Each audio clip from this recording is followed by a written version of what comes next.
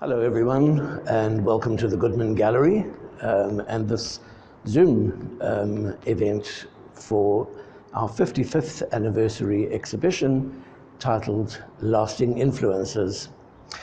It was a show that I've put together featuring around 26 artists in total who have been exhibited and exhibiting, in some cases with the gallery, for decades.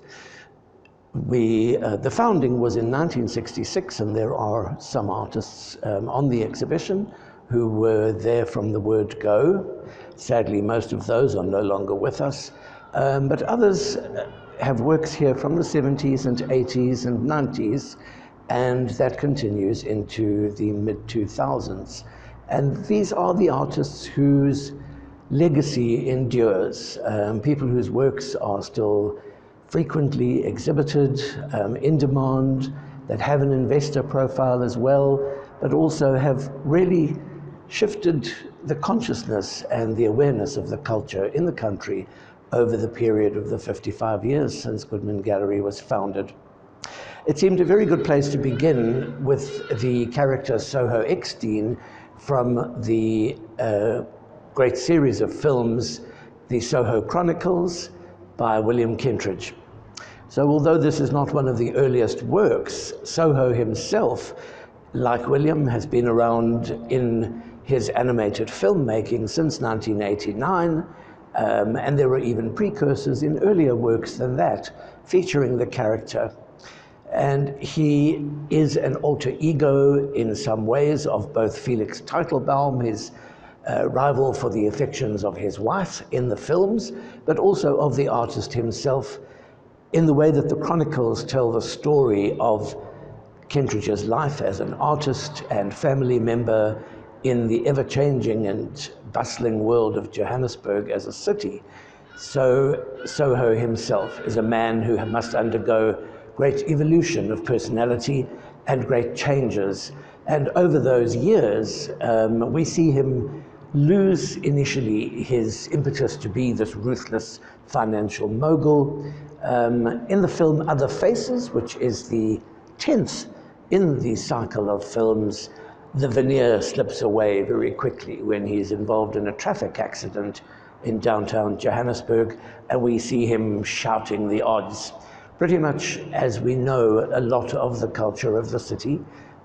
So he seemed a good place to begin, shouting into the precincts of downtown as depicted in the next work, David Koloane's Oil, The Moon over Hillbrow Tower, a very typical Koloane subject and iconic view of the city. David always referred to himself as a denizen of the downtown when he wasn't in the smoky, tough confines of the townships around Johannesburg. Born and raised in Alexandra and then Soweto, he was a man who had a love affair with the deeper, darker underside of the city, and notable for its crowd scene in the streets as he got to know that part of the city. Opposite these works, there are 3 sculptures by also 2 of the elders of the people featured on the show. Eduardo Villa, which has a wonderful shadow behind it. It looks like a grumpy old man with a pointed chin and nose, but it's called Afro for its rather wonderful geometric hairdo, and considering that it goes back some nearly 30 years, it's an interesting image for him and a wonderful piece of humor in steel and paint. The 2 ceramic works are Ubu, Entrepreneur, which many people today think is Donald Trump, but actually I'm glad to say it goes back a couple of decades before his fame or infamy in the world.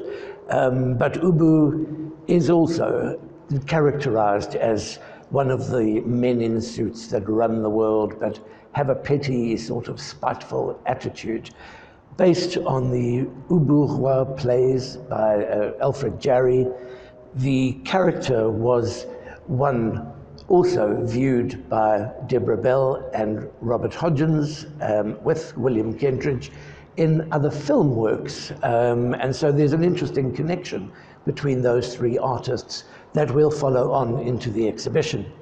The other work, Skull Piece, was a real amusement for Robert, not in porcelain this time, but in stoneware, and the head is detachable. It's a separate little work.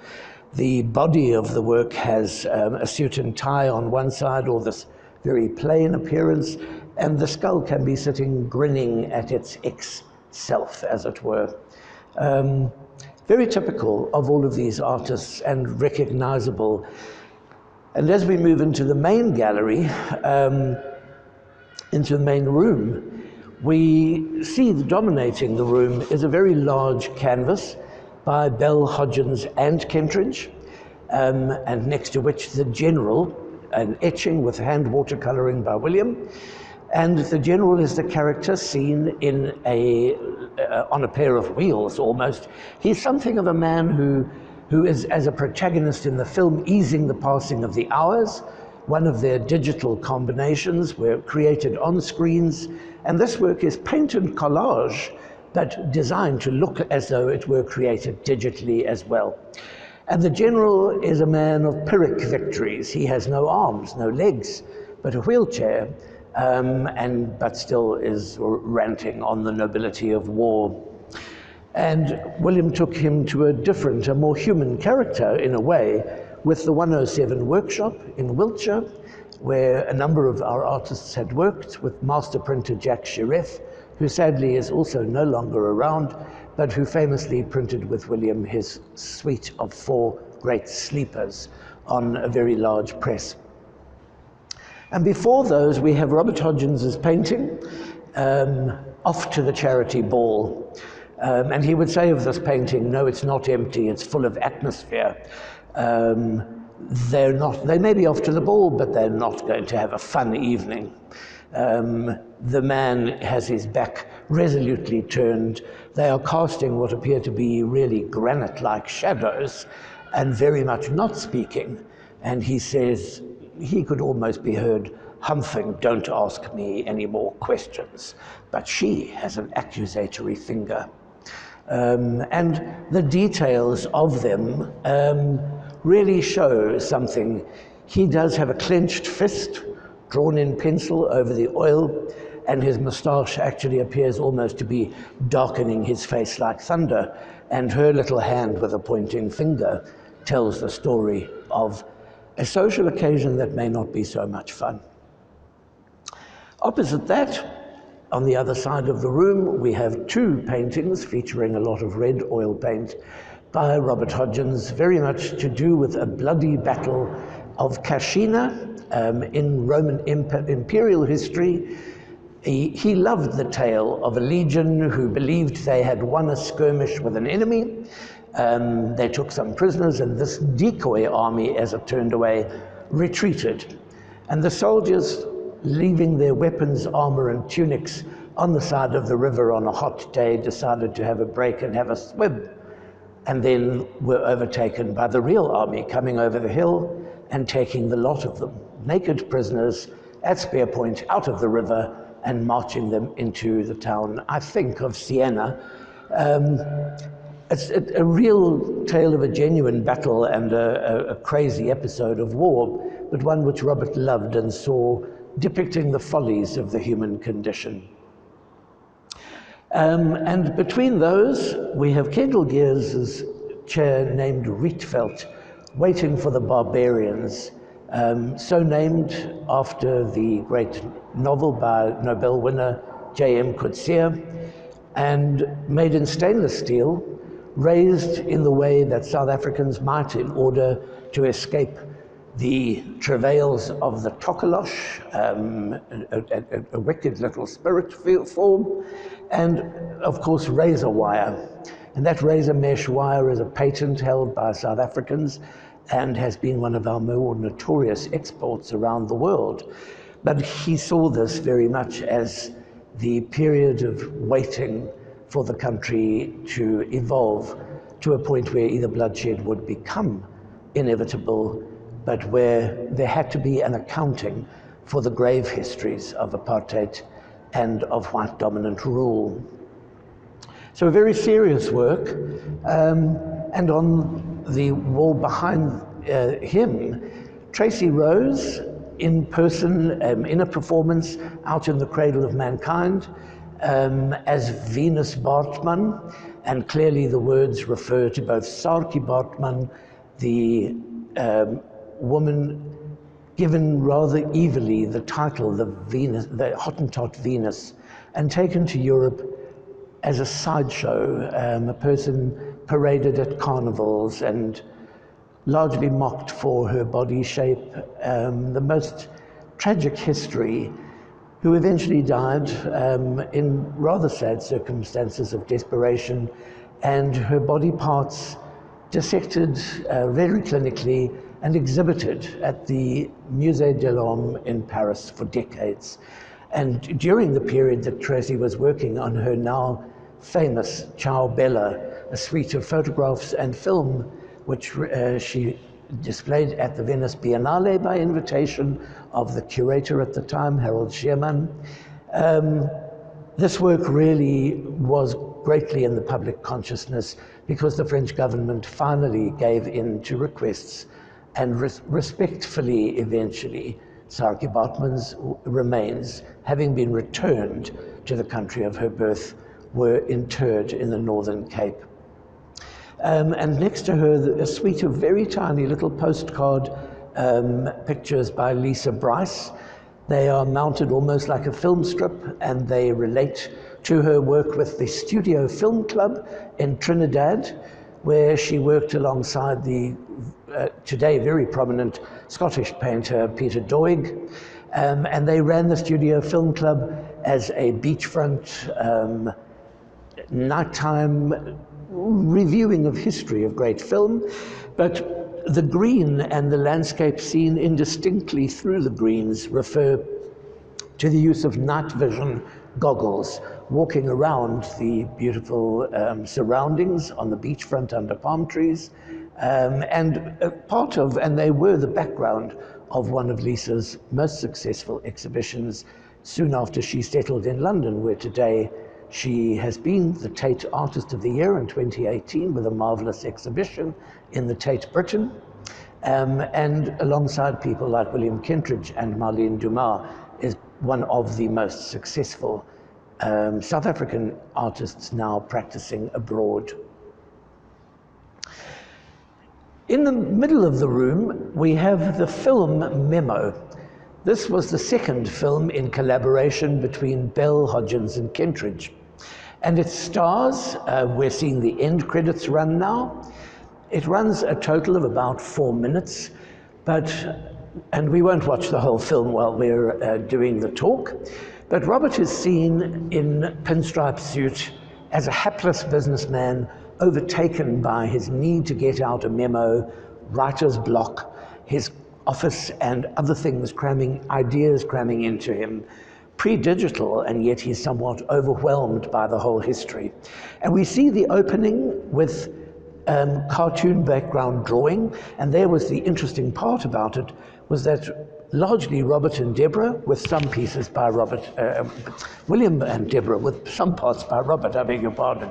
And he, in live action, seen amongst the cartoon drawings, and sitting on a real chair at a real desk, but where everything around him is part of the drawing. And we watch the ink take on a kind of life form, very reminiscent, of course, because director is William Kentridge, of his ideas of animation and drawing and erasure to produce these wonderful ideas. But the incredible thing in the editing is the placement of various cartoon objects made or covered in paper and drawn. And it tells a really clever story. He cannot control the world of his wanting to write and commit to paper. The ink, his rubber stamp, everything defeat him. And in the end, he is overwhelmed and collapses on his desk. The last artist in this main section of the gallery is the one on whose last exhibition was my first. Walter Battis was instrumental in helping me get the position with Linda at Goodman Gallery in 1982. His final exhibition, solo, proved to be that year in April, and he died, sadly, at Leisure Bay at his home on the KZN South Coast in August of 1982. But these three works in the corner and next to the Robert Hodgins oil are part of a recently uncovered, left with his family in a large pad of drawing paper, some 24 drawings in all, some around these wonderful curious creatures and others which come to the subject of yoga in a rather amusing way. But they are marvelously typical of Walter Battus. They have his sense of humor, they have his immediacy and prompt confidence of mark making. The one is called A Cat Stalking a Bird, and inside two little apparently semi-enclosed areas, the cat and the bird seem a little unsure as to whether they're going to be a meal and a predator or make friends. Opposite that is a man making a meal and giving new meaning to the term, eating corn on the cob. He literally is eating the cob, but the mealy eater has these wonderful thin arms at the sort of remove, enabling him to put the whole cob into his mouth.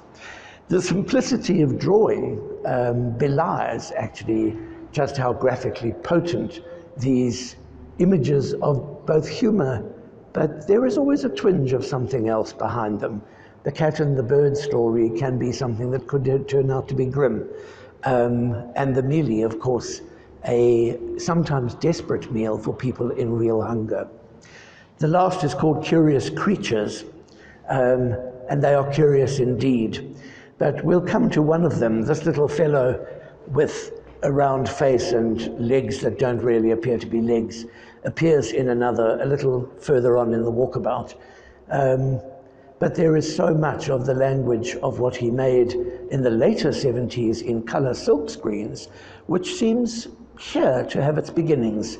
And these suite of drawings come from January and February 1970. They too are amongst the earlier works on the show. In this room, and I have tried in the side rooms to group artists in a connection to one another, we have the largest work in the room also featuring Walter Battus, but in collaboration with Marguerite Stevens, herself now something of a legend in the world of art in Johannesburg. We certainly have been one of the art cultures and one of the galleries of the world who have worked frequently with the medium of tapestry, partly because of her skills in upscaling things that in this instance, for example, was just smaller than an A4 page, a little design drawing. And she made the creative decision when making her upscaled cartoon, in inverted commas, which is made on an acetate sheet, a transparency, and rolls behind the loom as she and her team run a shuttle across what is a very medieval weaving practice in mohair. And she rather liked the idea, and Walter would have been amused as well that she has woven in his notes to her about the little design drawing, saying that the females in the picture appear to be very powerful but are weak and need help from the birds. The magic birds appear very fragile, but they are very powerful. And the title of the work is a design for spirit birds that grant desires. In the fantastical imagination of the man whose alter ego was the king of Ferd III of Fook Island, this is very much in the spirit of Fook, the things not understood, the magic of the spirit world, and a person with great imagination and sense of humor. It very much typifies the practice of Battus. At the time, he and Cecil Scott, Judith Mason, who we will come to, were the top earning artists of our gallery. He had been professor and retired from UNISA. By the time I encountered him as a professor emeritus doing external examination work for Wits, he was a cult figure, a legend in his own time, and a man who wore a plastic crown in gold and with long white hair and beard and robes and driving a Rolls Royce that he had decorated in psychedelic manner. He had all the stuff of living legend about him. But his connection to Wits made me place him with Penny Siopis, Walter Oltmann, Clive van den Berg, Jeremy Wafer, and Kendell Geers, all formerly having taught and lectured there. Even Kendell, who started out as the enfant terrible and great rebel of the unit there. Penny, former head of department and senior lecturer in painting, now an emeritus lecturer at Cape Town University, has become one of the country's most famous exponents of oil on canvas, and her work here is one of the series of cake paintings which first brought her to great prominence. Following studies at Rhodes University, these first two exhibitions in Durban, in this case the cakes are already appearing something organic and decaying. They were about a sweetness of excess and an excess of sweetness. This one showing the cakes almost as a set of specimens on a laboratory table, a sort of marble-topped examination of the inevitable decay of excess. The political allegory was not wasted on the public, and they began an exploration that led to her major, really neo-Baroque paintings of debauchery and excess in great fashion. Walter Oltmann's work has wonderful reactivity to light, made in a suite of works about beauty and monstrosity, the kind of parodies almost in nature that we see of our ideas of beauty, but from creatures that perhaps are better evolved than us. It is said the cockroach could survive a nuclear holocaust. It is one of the most perfectly evolved creatures on Earth. It may be monstrous to us in many ways, but here on a sheet of paper masked and covered in gold, in copper leaf, and then worked heavily with black oil pastel, and then drawn into and reliefed with layers of copper leaf. It has this wonderful reaction to light. It brings to mind, of course, the character Gregor in Franz Kafka's famous novella, Metamorphosis, the man who wakes up and finds himself turned into a giant cockroach. But here, this Gregor is something of a glamorous cockroach indeed.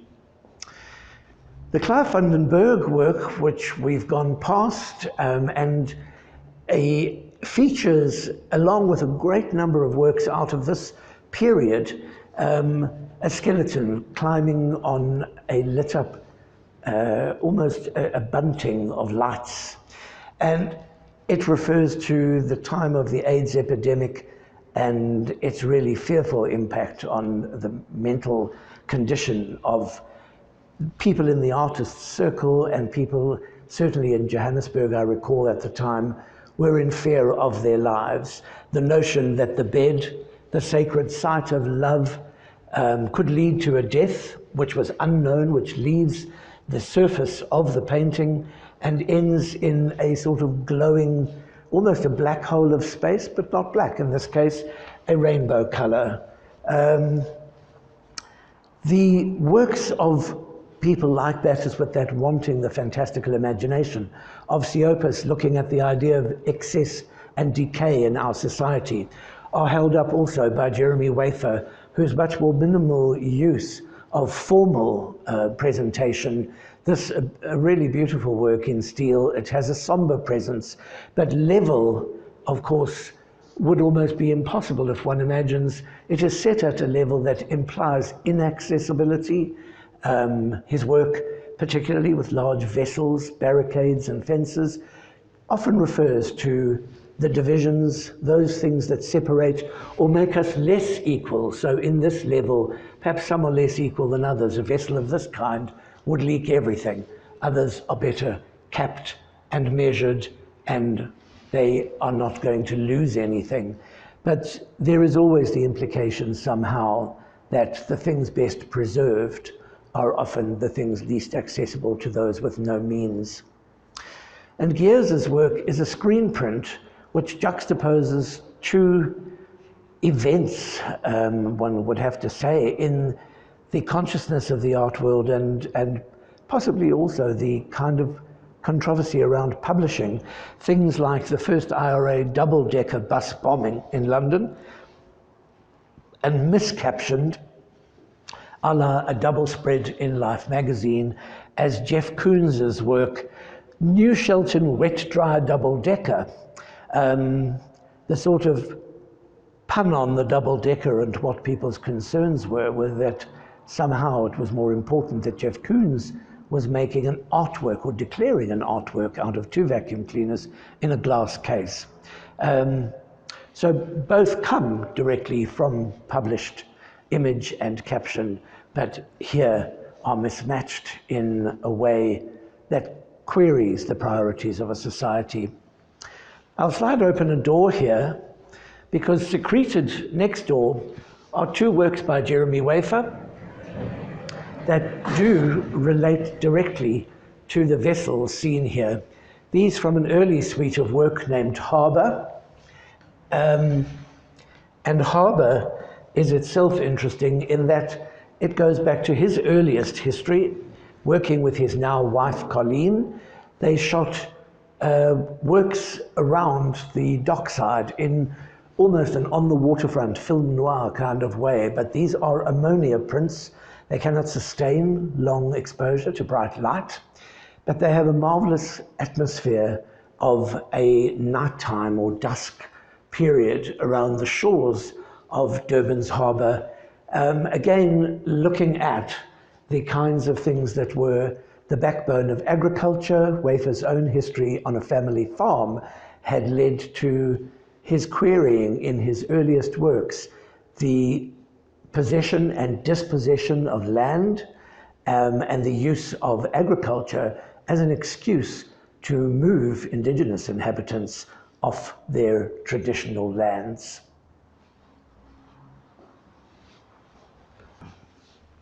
In the next room at the side of the Wits group, there is a work I referred to earlier. It's something of a continuation. One could imagine this little figure with curious leg arms that just seem to float him along out of the Curious Creatures. This one is called Two Creatures Walking Their Cat. And it is a thing of delight. It really has a spirited, lovely connection between that formerly stalking cat, who seems to be all tail and face, and these 2 little walking characters. The sorts of things that might have populated his fantastical imagination, but here somehow really do come to unlikely cartoon life. On the wall alongside it is a work by David Goldblatt.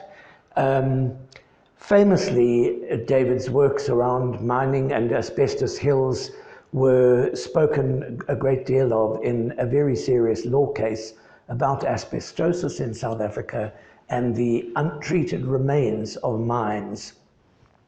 It has one little sign on a fence which says Gevaar Asbes, meaning danger, asbestos. But in fact, the mountainside behind is a hill that is completely contaminated, as well as the fenced area, by mine tailings from asbestos. And that case he famously wrote about once a judge handed down a decision against the former mining houses that had left the landscape so despoliated. So an unlikely, in a way, beautiful mountainside scene, but one with a dark history. And while we're on dark histories, there is an etching on the wall by one of South Africa's most significant female artists, Bongiwe Dlomo. She and her husband, Kagiso Patmaotlwa, both graduates of Rorke's School of Arts in KZN Midlands. The Lutheran monks ran what became a really famous art school for giving access to young black artists with limited means to learn very diligently the basic skills in drawing, etching, painting, and particularly were a very strong teaching school in graphics. And this work is a female crucifixion. It is 1979, when Bongi was a student, and caused a great deal of controversy at the time. Even the newspapers that wrote about it didn't want to publish the picture. Neither did the monks want her to edition it there. So sadly, only one or two impressions exist of this very beautifully detailed and marvelously made etching, but which first identified her as a character to watch in the art world, terming her a feminist, a word she says now she was aware of but did not really understand or know the movement, but agreed later that, sure, this idea that a young woman who had converted to Christianity and tried to flee a traditional betrothal was taken back at the orders of her father and crucified on a tree. The little work above it is one of a group by Walter Oltmann, he of the giant cockroach. It's a baby pangolin, a tiny little work woven in brass wire, very detailed and intricate and beautiful, but again, almost pinned like something in a kraal or displayed as a trophy in a frame. Of course, the pangolin today is the most trafficked endangered wildlife species in the world, and much of his work is done to draw attention to such matters. Appropriately enough, in our print room, the first three works are print rooms, are print works, and followed by a tapestry, and colleagues and I have written in the catalogue for the exhibition at some length about the way collaborations with tapestry studio, print studios, or one another in groups was very much a part of the ethos of the gallery, and the way in which it was seen to provide a safe space for some kind of bringing people together across all kinds of barriers, and artists to become, in some sense, a family community within the aegis of the gallery. The first print is one of the few, a rather rare screen print, silk screen by William Kentridge, made with the Caversham Press in KZN, and depicts a scene which also relates to his stage working of Faustus in Africa, based on Goethe, but really looking at the Mephistophelian tale. And it depicts the scene of burials under a tree, and quotes a piece in poetry, in poetic terms, "My dear friend, he that fled his fate," which is its title, and in some ways about people constantly, as many of Kentridge's works look at migrant people and people forced to flee or losing their lives in terms of territoriality and battles on the African continent and the Middle East. The next work is called Combination, and has a lovely tale behind it. It is both by Bongi Glomo and her husband, Kagiso Pat Mautlua. Also dated 1979, like her female crucifixion etching. This work is in bright coloured screen print, a much happier work. Walter Battis, external examiner at the time of Rorke's Drift as well, certainly would have been a model in terms, he was one of the pioneers of screen printing in the country. But here they, very much without means, worked and shared together a single sheet of silk to produce this image, and were given a merit award by the monks, who rather appreciated the working together. She tells the amazing story that, of course, we can see a G, a K, an O, the ESO of, and she thought, this man is putting his own name in, but I'm going to remind him, you're putting your name in, which is a bit cheeky, but it's going to turn out backwards when we turn the sheet over. And he said, yes, but you've made the little map of Africa in the bottom of your half, and that's also going to be backwards. The colours were a triumph. They really mastered the technique very well, but they were not even dating at the time. And some years later, she said to him, why did you choose the title Combination? And he said, why did you put a little heart next to the tree? And he said, well, I thought, we'll get together. I knew you'd marry me. And she said, what do you mean marry you? You haven't even asked me. And he said, yes, but when I do, I know you'll say yes. The third print is an oil monotype print by Robert Hodgins. And it is a perfect example of Robert's great knowledge and abiding interest in major museum works. As a child growing up very poor in London, he would sometimes, shoeless, even in cold and wet weather, take refuge in things like the National Gallery, where the attendants and the guides would get to know him, and he developed a great love of looking at early painting and watching how the history into the 20th century was shifting the world's consciousness about art. So this is called Whistler's Grandmother, a very cheeky comment on the pose and seated form of James Abbott McNeill Whistler's mother, who posed for him after another sitting subject dropped out. His painting is really called I think it's something like an arrangement of colors in black, gray, and white, or color in black, gray, and white. But it is popularly known as Whistler's mother because his mother in widow attire is seated, gazing rather emptily into nowhere. And Robert often said of that picture, it is a masterpiece. It has extraordinary elements in it, but gosh, it's gloomy. And she must have been a dour old soul. And Whistler, of course, was known to be something of a dandy and a raffish flirt, and who loved being the playboy. So it amused Robert to think, well, if Mum was a dour old lady, perhaps it was Granny that was a goer, which he would laugh about and say, yes, in her citrus-coloured striped dress, with also a rather innocent look on her face, but the same very pale, subtle blush of oil pink on her face that occurs in the very monochrome painting of Whistler's mother. And the work on the back wall in this room is also woven by Marguerite Stevens to a design from Judith Mason, who also now sadly deceased, but had a stellar career as a painter, printmaker, bookmaker, or maker of artists' books. The tapestry is one based on many things that she made specifically to be woven, because she understood that something she might paint or draw in a small way would turn into something of great power if made in a mural scale. And so, while definitely not a natural history painting or a wildlife version, it is a very lively and very fierce lion.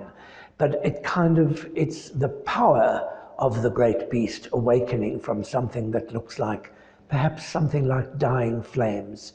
And again, it refers here to a poem by Christopher Smart, a 20th century poet who wrote in 17th century style language, and a great wordsmith of the 20th century in England.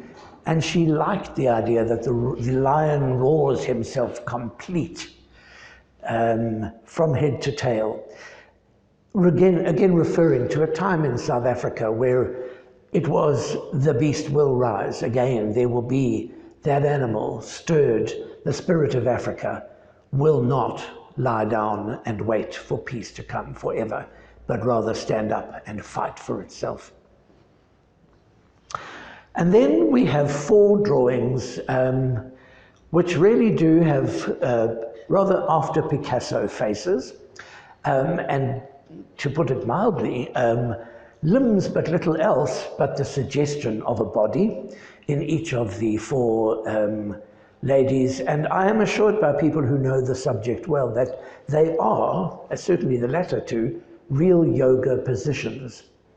But Walter encountered, and it's apparently something of an urban legend, but Linda recounted the tale on occasion of Walter Battis and her uncle, Manny Finger, Mr. Emmanuel Finger, who had become a yogi and famously ran a very big school of yoga from his home in Park View, and sat for many years in the lotus position, most of his time, and became really quite wasted in his legs, and was driven largely around by a chauffeur and an attendant sitting in the back of his own Rolls Royce, and always said he had to have a Rolls Royce because he could sit comfortably in the lotus position on the back seat.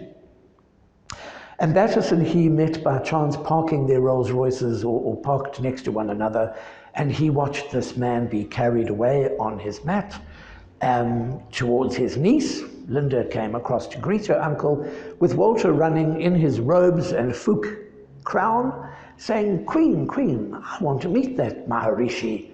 And Manny Finger apparently said, "I am not the Maharishi, and I don't even know the Beatles, but I am a yogi, and you look interesting. Let's have a talk."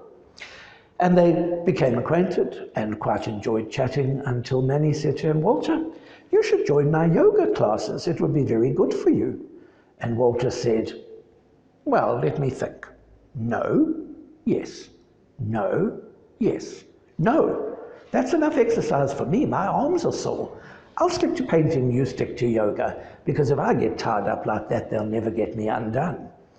And Manny said to him, "But no, seriously, you know, that's an interesting, amusing way to talk about it, but you should try it." And he said, "Manny Finger, the point about me is I drive my own Rolls Royce and I walk around in my robes, and you can do neither."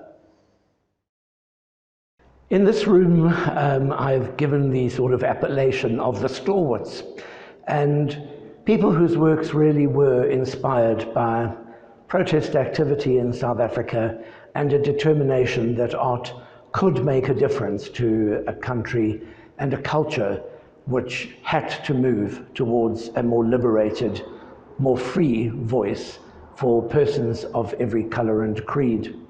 And among the earliest work on the show, a terracotta sculpture by Dumile Feni, and two drawings, which not as early as 1965 for the sculpture, but the drawings from later when he was living in exile in New York City in the 80s, a self-portrait as an animal with a hat, and a group of studies for sculpture, which related very much to a controversial cross-racial love affair he'd had in Johannesburg before fleeing, having been arrested once with his lover sitting on a park bench and kissing.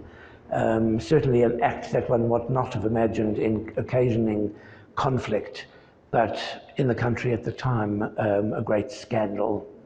One of the great draftsmen who saw fit to abstract and particularly find an iconic African voice in his drawing. He was regarded in the 70s and 80s, even after leaving the country, as one of the most influential draftsmen and most seen as a role model for his way of drawing. The two prints opposite are screen printing with photogravure, based on portraits shot by Sue Williamson, who has recently been made in South Africa's presidency, a living legend, award winner, and has turned 80 years of age in 2021, and still a diligent and stalwart documenter of life in the culture of South Africa. But these two works come from her portfolio, A Few South Africans, about the women who marched on the Union buildings in the late 1950s and who went on to prominent positions as voices of power. Amina Kachalia and Charlotte Maxeke, whose name, of course, is now part of the General Hospital in Johannesburg, a woman who really is seen here very much almost as a suffragette, but being arrested and being part of mission schooling and nursing, certainly a woman of great power and impetus in history. And interestingly, Charlotte was made the theme of Africa Day in Johannesburg just about 10 days before we actually launched the exhibition. And certainly it's appropriate that these two powerful women are next to the seated woman by Dumile, who is a figure of some anguish and discomfort, naked, vulnerable, in polished terracotta, but an immensely powerful image. And the latter part of the room deals with Sam and Nhlengetwa and his commissioned trips down anywhere between 1 and 3 kilometers below the earth in gold mines, coal mines, and gem mines in the middle 1990s. And there was an exhibition named Mine Trip following his commission from those mining houses, and another Beyond Mine Trip. And these two works have come from the collection of a gem mining house and are very affecting in that they are pure oil paint made from sketches done in the mines and in plein air, the little double portrait, and more archetypally the crowding and the discomfiture in the dark of the men in a shaft going down into a mine. And David Goldblatt's two prints really look at a kind of eulogizing of the workers who pushed carts of things to recycle in little mining towns. We see the devolution of that to today's diligent and incredibly useful, but often scorned, the people who really do help keep our streets clean by recycling the litter of the city. And a shift boss and his lashings man in the crawl spaces of deep underground, highlighting really the conditions in which people were forced to work. And the last person here, who had a very short career, but whose work really did protest the circumstances of poverty and difficulty, of migrant labor, and of young men waiting to know whether there would ever be a future for them in a country that still discriminated against them purely on skin color. And they are the works of Cyprian Shilakwe, a man with great spirituality who had been raised by his grandmother. And here we have his grandmother and him as a child, called the Philosopher, and it thanks her for her role as the person who raised and nurtured him. And Boys on the Gate, an etching, one of the first I ever saw and wanted to own when I was a teenager in school. He was already considered one of the most powerful of the printmakers at Rorke's Drift, where I was taken on a visit by the wonderful Jo Thorpe. She was a wonderful lady who ran the African Arts Centre in Durban and who encouraged him and helped get his name on the map. When he moved to Johannesburg and joined Linda's gallery, there followed 2 sold-out exhibitions of his woodcuts and etchings and engravings. And they were seen as deeply affective, and the younger generation through the 70s and 80s of art students were all taught about him in the curriculum, partly because his career was powerful but short-lived. He was indeed, as his own dreams predicted, killed in a car smash in 1972. Walking through from the main entrance and dealing with it now in this talk last, we go to the very beginning. The Amiglasi Group are in this room and were among the very earliest of the prominent artists to join Goodman Gallery after its founding in 1966. And I think their the first members had exhibitions in 68 and 69, and there were later Amiglasi Group exhibitions. The word is from isiZulu, meaning the spirits of the dead, or spirits of our ancestors, which is the title the group decided on for themselves, a name pretty much chosen by Sidney Khumalo, the great father of Soweto sculpture, alongside his colleague and great friend, Esrom Lechai. And the second earliest work on the show is this wonderful head in terrazzo, so carved in reconstituted marble chip stone, 1967, and bought after an exhibition he was invited onto at the Durban Art Gallery. And interestingly, the museums of the country were among the only places really giving some access to these great black artists from Soweto and Alexandra and other parts of the country, like Dumile, at a time when very few of them had yet managed to be part of the commercial art gallery scene. This is one of a number of heads which more people will know about. It was only ever exhibited once and has been in one collection ever since. And we're very privileged and honored to have it on the exhibition. And alongside it is a work that dates from 1960 by Cecil Scott. Now also a weaving. He asked Marguerite Stevens to weave from his small woodcut etching. There is a black and white edition from 1960 and some further editions with hand coloring from 1962. And here we have the one-eyed cat. And again, it was a very powerfully African expressionist form. The language and the understanding of the cat, but the cat is fierce and very much not just a one-eyed stray, but something of power and determination and independence. And William Kentridge, Harold Rubin, Ezra Mlechai, Sidney Khumalo, all commented on this work. Kentridge remembers growing up with it in his household's collection, his family's collection, and acknowledges it as one of the sources of his scribble cat in his Soho films. I believe that Sidney Khumalo once told Cecil, "I really wish I had made that cat. It's a wonderful work," and also once owned a copy of the woodcut print. Ezra Mlechai reportedly remarked afterward, "I hate that cat because I wish I had made it." And the animal form at the end by Eduardo Villa. So Villa, as well as being one of the elder and one of the first of this group to exhibit at Goodman Gallery, was one of the founding members of Amiglasi Group as well.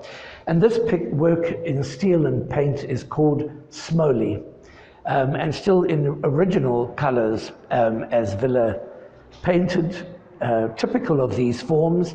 And it's quite abstracted.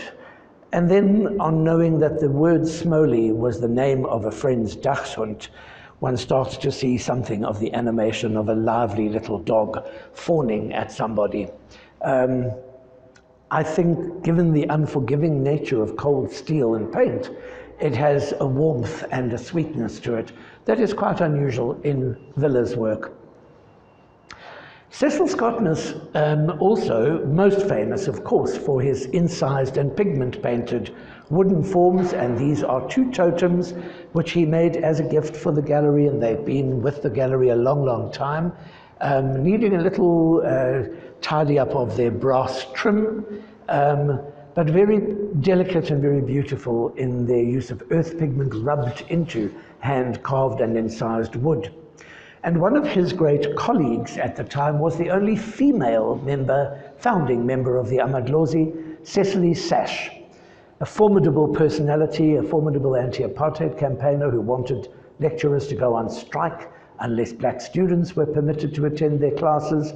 She eventually left the country in 1973 and settled and taught for decades in Wales. But her tapestry, Abundance, was about memories of the great mountainscapes in South Africa, rich in red and stone and earth and plantation colors, so maroon and green and browns and grays. It is a wild-looking landscape and something that she recalled always as being a place of warmth and fertility that very much peopled her imagination and her way of dealing with landscape. It too was based on a postcard-sized design she left with Marguerite Stevens when she left the country, and it was only woven shortly before she died in 2019. A little label stitched to the back was sent to her via a friend traveling by Marguerite, and Cecily, in true fashion, signed it. She died a few months later, and it turned out she had put it in the mail to come back to the tapestry studio, and it only arrived sometime after she had passed on. But it is now affixed to the back of the tapestry, and again, a great memory of how people carried that vision of Africa away from the country. We deal then with little drawings, tiny but incredibly precise drawing of very abstracted, broken bodies of animal and human by Ezra Mlechai. following his trip to Rwanda in 1994. So this is post the time of the dreadful genocide there, but he wanted to bring home, he said, something of an understanding of what could have caused such a violent paroxysm of violence, such a schism in a society, and made many in pads of tiny notebooks, drawings in the streets of Kigali in Rwanda. The goat that became the subject of his great and top-selling ever bronze is a very ramshackle and desperate-looking goat alongside this broken body of a human in the street. And then we have a drawing for sculpture and a bronze by Sidney Khumalo. The drawing later from 1983, I believe, and from 10 years earlier, 1973, the bronze of an anguished angel. His wings truncated, but nonetheless very much there, and the angel stands on apparently a pinhead, for which a hat mold was used to create the shape, cast it in a molding made off a hat mold. And what he said of this was this is not an anguished cry of pain. This was a powerful cry for help from the heavens. Liberate our people. This angel was on the side of the people. It has been in one family collection. It was made, cast, after being molded, exhibited, and sold within a few months in 1973, and has for the first time come to be indoors, where it has stood looking out over Johannesburg for decades. And the last two works are by the recently deceased, just 2 years back now, David Koloane. Following David Goldblatt's death, David Koloane died almost a year later. Two of the great father figures in the group from Goodman Gallery, and David's 1970 watercolor, where some people said, why a still life? It's such a European tradition. And he said, yes, but mine has a package, a bread bin, a drinking vessel, a clay vessel, a gourd, and an upturned plant pot. Here there are no African art turned into curios on a brocade tablecloth with European vases of beautiful flowers. This is a still life that could occur in the kitchen of a home in Alexandra or Soweto. But a naturalistic work, whereas he went on, of course, to become much more famous for his angrily expressionist, scribbled drawings which captured the power of fighting dogs. The Mgodoi, the scavenging, mongrel, fierce and infighting that he saw going on in the townships of the 1980s and 1990s. And he spoke of these in anthropomorphic terms, these scavenging mongrel dogs on scrap heaps, as to people trying to fight a battle of how do we live and compromise in this society, but stand for our own freedom. And it takes a while of looking to find the drawn faces and the eyes and fierce teeth of these two dogs in their turmoil, but very much became the ethos of a drawing style that he taught in his life's mission, which was to see that all people, all young aspiring artists, gained access to arts education and to a world in which their imagination could flourish. And that brings to an end our look at the 55 years of history on lasting influences, and I thank you for your attention.